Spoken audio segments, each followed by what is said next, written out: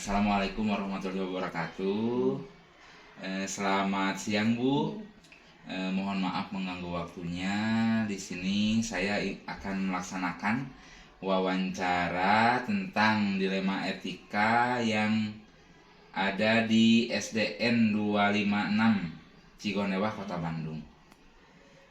Yang pertama yang ingin saya tanyakan, selama ini bagaimana Ibu dapat mengidentifikasi kasus-kasus yang merupakan dilema etika atau bujukan moral di SDN 256 Cigonewah? Warahmatullahi wabarakatuh. Alhamdulillah Ibu dalam keadaan sehat. Untuk mengidentifikasi masalah yang ada di SD 256 ini, Ibu pertama-tama menganalisis dulu data. Jadi masalahnya itu apa?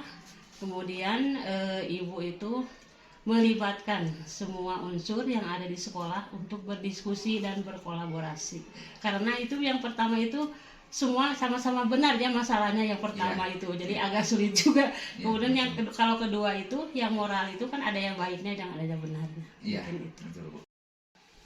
Terus yang kedua Bu, selama ini bagaimana Ibu menjalankan pengambilan keputusan di sekolah Ibu ini, terutama untuk kasus-kasus di mana ada dua kepentingan yang sama-sama benar atau sama-sama mengandung nilai kebajikan Bu? Masalahnya Ibu hadapi dengan tenang. Ibu duduk bersama dengan para PKS dan yang yang berkepentingan untuk memecahkan masalahnya dengan berdiskusi dan berkolaborasi agar bisa mengambil keputusan secara baik dan tidak merugikan orang lain. Iya. Yang ketiga Ibu yang ingin saya tanyakan itu yaitu bagaimana atau langkah-langkah apa yang Ibu tempuh atau prosedur seperti apa yang biasa Ibu lakukan selama ini?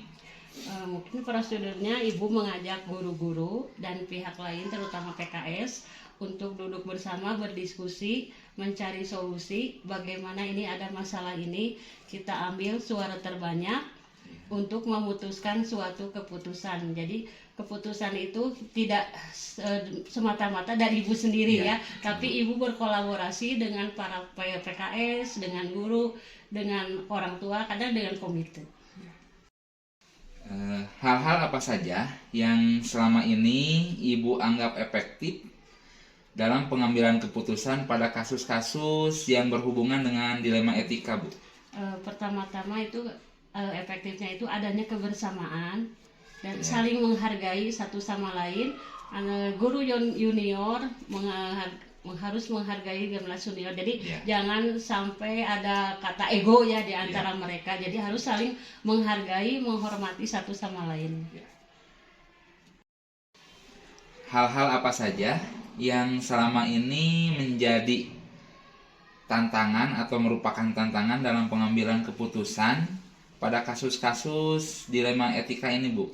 Tantangannya mungkin ada saja ya Pak ya, karena mungkin dari hasil diskusi itu ada salah satu orang guru atau tenaga kependidikan yang tidak setuju atas keputusan yang diambil. Tapi kita mencarinya adalah secara musyawarah untuk mufakat. Jadi kita musyawarah dulu, kita ambil suara terbanyak untuk menyelesaikan masalah itu, untuk mengambil keputusannya. Jadi jangan sampai ada merugikan satu pihak. Selanjutnya Bu, apakah ketika menyelesaikan permasalahan tersebut Ibu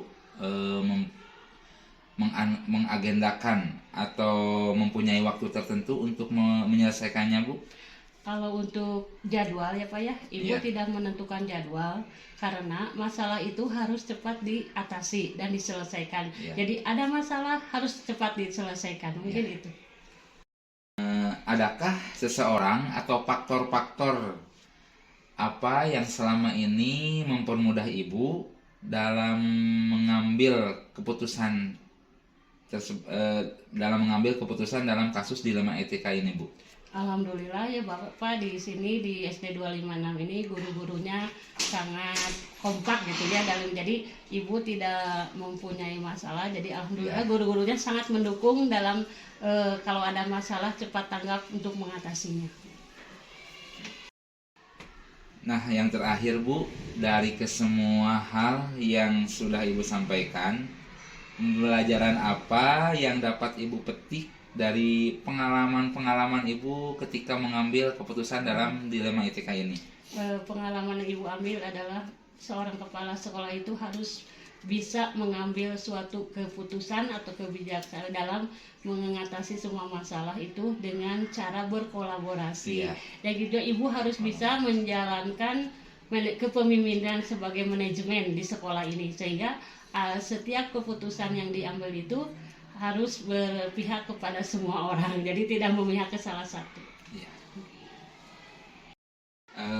Terima kasih banyak Ibu atas waktunya. Mohon maaf.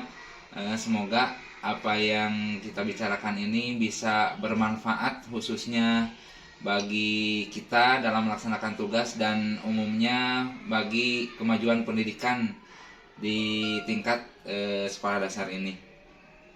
Alhamdulillah, sama-sama Pak. Ibu juga ucapkan terima kasih atas kedatangan Bapak yang sudah mewawancarai Ibu. Mudah-mudahan pendidikan kita ini bisa lebih maju dan bermanfaat. Ya.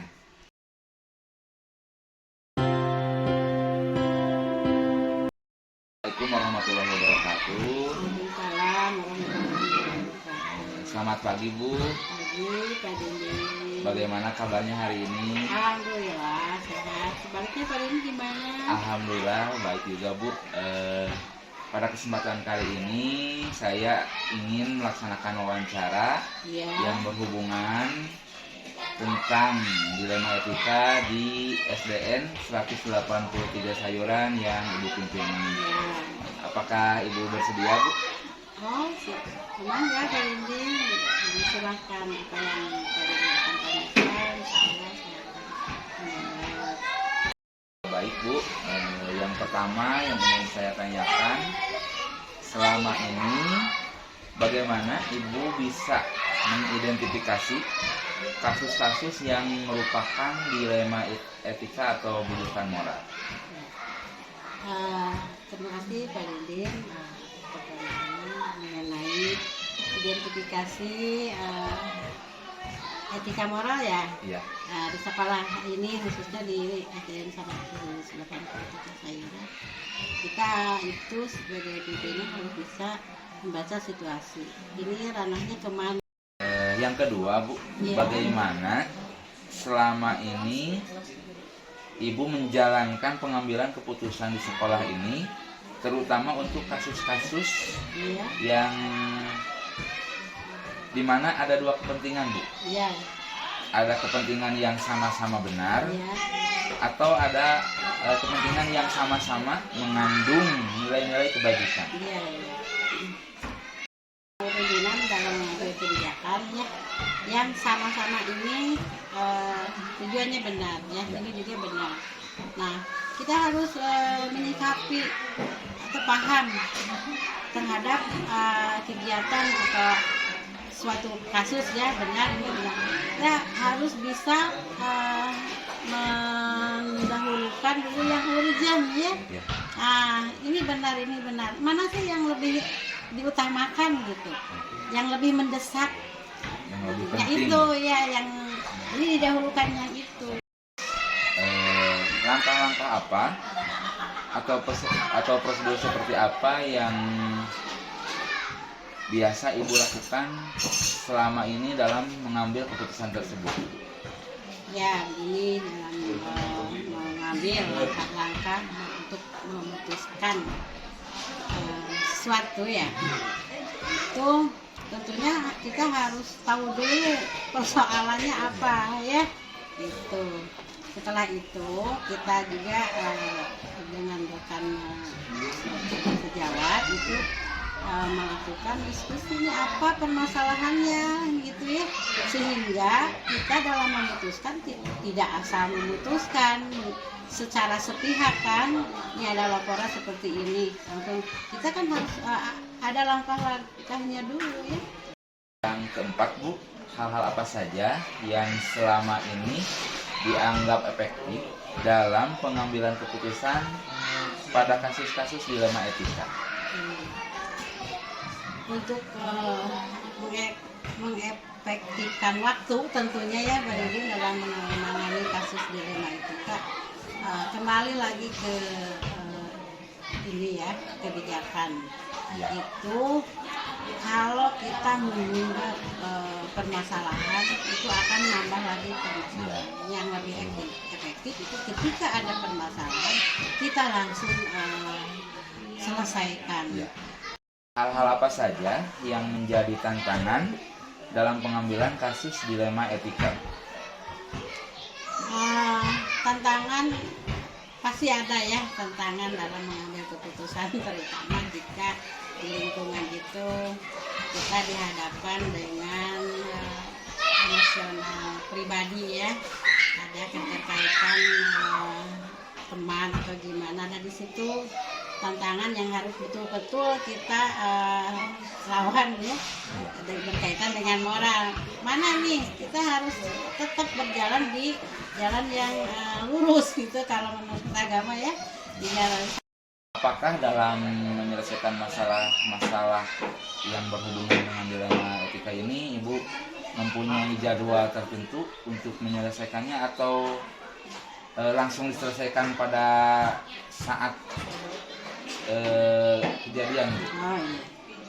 Baik Pak, jadi untuk permasalahan itu ada yang terjadwal, ada yang situasional cara penyelesaian. Kalau yang terjadwal itu kita setiap bulan memberikan pembinaan para guru, dan yang situasional itu penyelesaian masalah secara spontan pas terjadi hari itu, maka kita hari itu juga harus menyelesaikan permasalahan supaya tidak bertumpuk masalah ini belum kelar selesai ada lagi masalah. Jadi kita itu harus cepat mengatasi permasalahan yang timbul di sekolah. Selanjutnya Bu, adakah seseorang atau faktor-faktor yang lain yang membantu Ibu dalam menyelesaikan masalah yang berhubungan dengan dilema etika ini? Oh jelas, kalau di sekolah sebagai kepala sekolah itu tidak bisa bekerja sendiri ya, tentunya didukung oleh khususnya nih yang sebagai seksi kurikulum yang membantu keputusan dalam memberikan kebijakan tentang proses pembelajaran. Terus ada lagi, ada PPID, ada komite yang berkaitan dengan kebijakan yang diberikan pelayanan kepada masyarakat. Tentunya sebagai pimpinan itu tidak bertindak sendiri. Terakhir Bu, di sini saya ingin menanyakan dari semua hal yang sudah disampaikan, pembelajaran apa atau kesimpulan apa yang bisa Ibu petik dari pengalaman Ibu dalam mengambil keputusan yang berhubungan dengan dilema etika? Banyak sekali pembelajaran yang telah Ibu petik dari segala permasalahan yang timbul. Intinya Pak Didin, dalam mengatasi masalah itu kita harus tahu dulu permasalahannya, dari bukan menerima dari sebelah pihak, tapi ada beberapa informasi lain yang kita harus gali. Karena apa? Supaya tidak salah dalam memutuskan kebijakan. Ya, betul. Jadi jangan bertindak sewenang-wenang. Barangkali demikian Bu, pertanyaan-pertanyaan wawancara dari saya. Terima kasih banyak atas waktunya. Mudah-mudahan Ibu selalu diberikan kesehatan dan ada dalam lindungan Allah SWT. Terima kasih banyak ya Bu. Ya sama-sama Pak Didin, mudah-mudahan nanti Pak Didin menjadi pimpinan yang betul-betul bijaksana, bisa